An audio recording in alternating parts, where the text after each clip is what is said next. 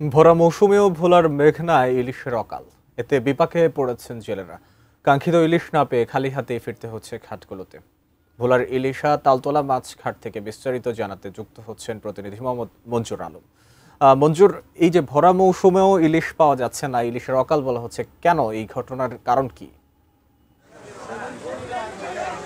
আপনি যেমনটা বলেছেন, আসলে এই ঘটনার কারণ হচ্ছে নদীতে অত্যন্ত ডুবোচর বেড়ে গিয়েছে এবং যে নিষিদ্ধ জালগুলো রয়েছে মেঘনা ও তেঁতুলিয়া নদীতে অবৈধভাবে এই জালগুলো দিয়ে মাছের রেণু নষ্ট করা হচ্ছে, যার কারণে এই মৌসুমও কিন্তু এখন পর্যাপ্ত পরিমাণের ইলিশ থাকার কথা, কিন্তু তারপর ইলিশ পাচ্ছেন না জেলেদের। তো নানা অভিযোগ রয়েছে জেলেদের। তারা বলছেন যে আসলে নৌ পুলিশের পক্ষ থেকেও কিন্তু সঠিক নজরদারি না থাকার কারণেই কিন্তু এরকমটা হচ্ছে এবং অবৈধ যারা এই পাই জাল থেকে শুরু করে যে জালগুলো দিয়ে মেঘনা এবং তেঁতুলিয়া নদীর যেই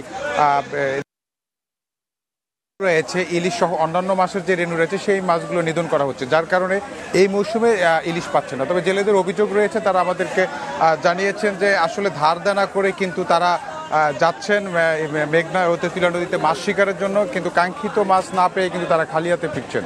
অবশেষে যেটা আমরা এই ঘাটে সকাল থেকে এসে যেটা দেখলাম যে এই ঘাটে 1 কেজি পরিমাণের যে ইলিশ রয়েছে সেইটি 2300 থেকে 2500 টাকা করে এখন পর্যন্ত যে সপ্তাহখানিকেরও বেশি সময় ধরে তারা নদীতে মাছ শিকারে যা পাওয়ার থেকেও তারা পাচ্ছেন না, যার কারণে তাদের অভাব আমার কাছে এই ছিল সর্বোচ্চ তথ্য।